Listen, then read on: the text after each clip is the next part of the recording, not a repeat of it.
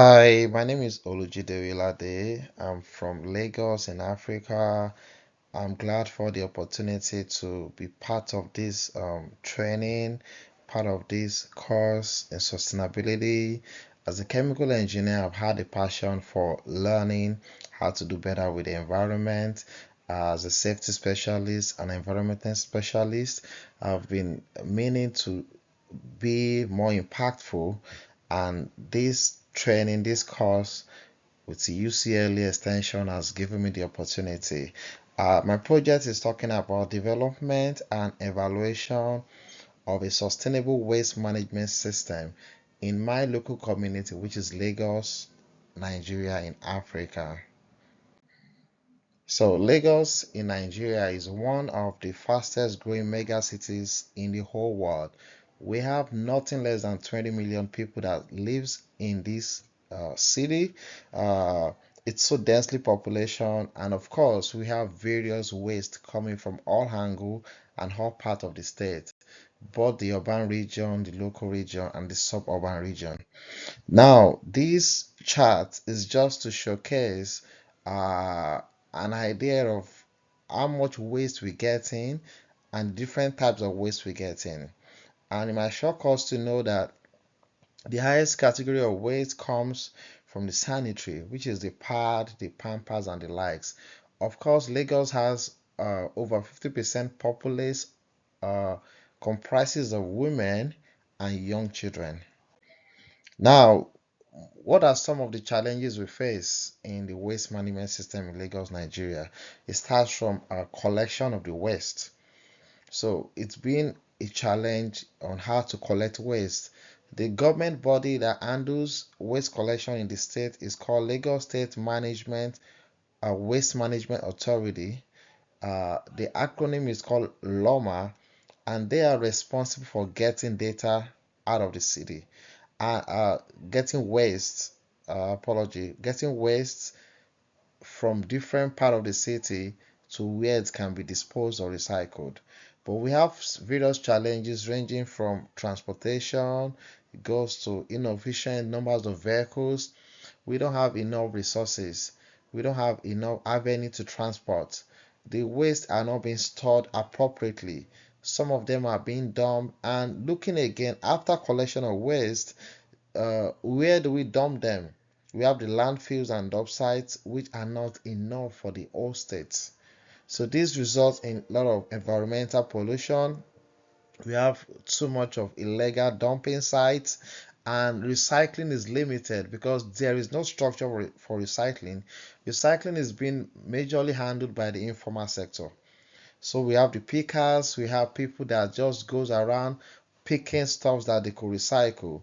They are not being getting enough pay. They are not getting enough incentives for what they are doing, and everything is in chaos.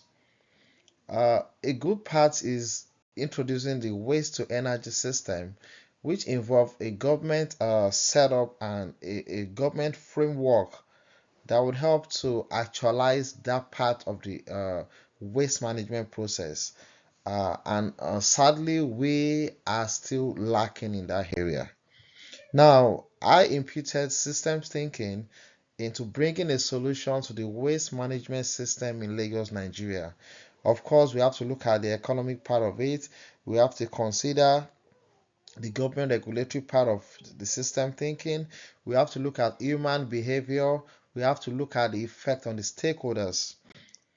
Some of the things we are putting in place to get a better to achieve better with waste management in Lagos, Nigeria is strengthening the infrastructure and having enough vehicle transportation for collection, and of course introducing a GPS to ensure that route can be maneuvered easily.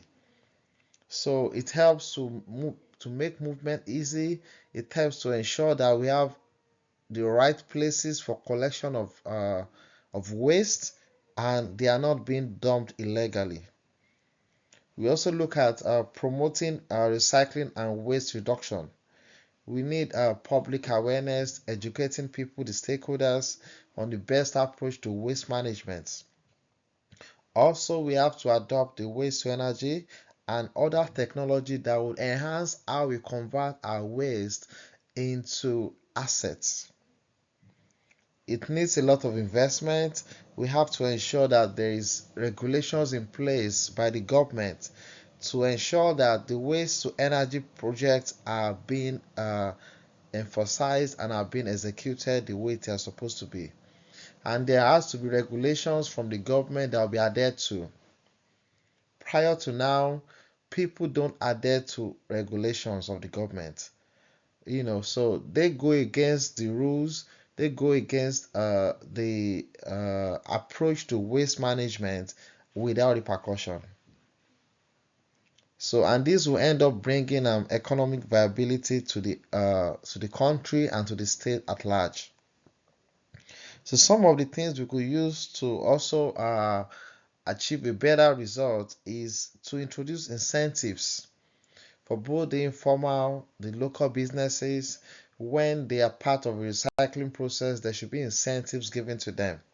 There should be access to grants that will support the local businesses to ensuring that they achieve the best, or it is easier for them to be part of a waste management approach that is sustainable to the state and the country at large. So I looked into the three E's, talking about the economic factor to sustainability in waste management, talking about the environmental factor in sustainability in waste management, and of course talking about the social equity part of waste management. So the economic impact, the positive side is there will be massive job creation for people in that space in the sector of waste management. There will be massive revenue for the government, for the businesses involved. Some of the negative part is the initial investment, especially when we're talking of recycling or energy to waste, is huge.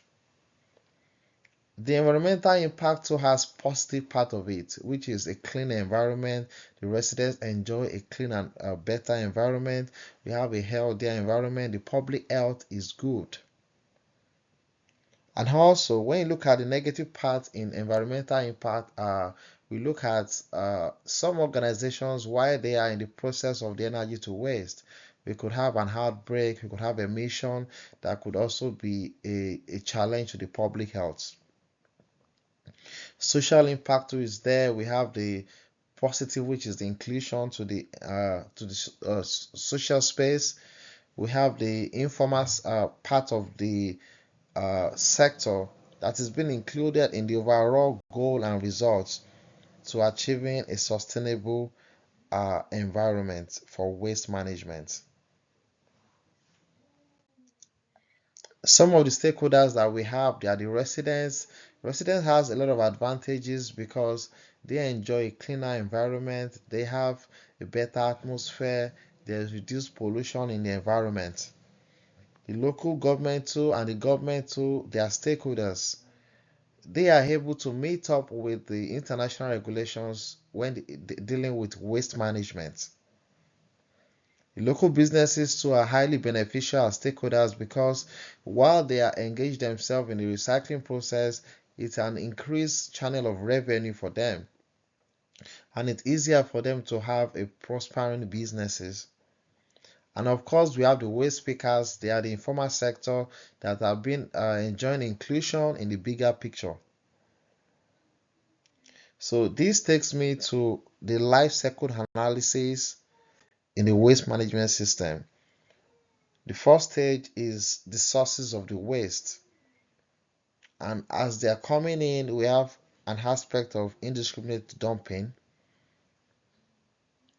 Then we go down to how we store the waste, how we collect the waste, the transportation, and now finally how we dispose it, which is in three major phases. Some go to the landfill, some are being burnt openly, of course, in adherence to pollution guidance, and the major part are going for recycling process. On my final word, I am grateful for this opportunity once again. I chose this project because for me, it acknowledges the challenges and I'm able to incorporate the lesson I learned on this course of sustainability, and I'm able to put this into use, to put the commitment to sustainability, the resilience in the face of these challenges in my local community, which is Lagos, Nigeria, and an opportunity to build something and impact to a community where I grew up, where I came from. Once again, thank you. Thank you for paying attention to my project. Have a wonderful day. Bye.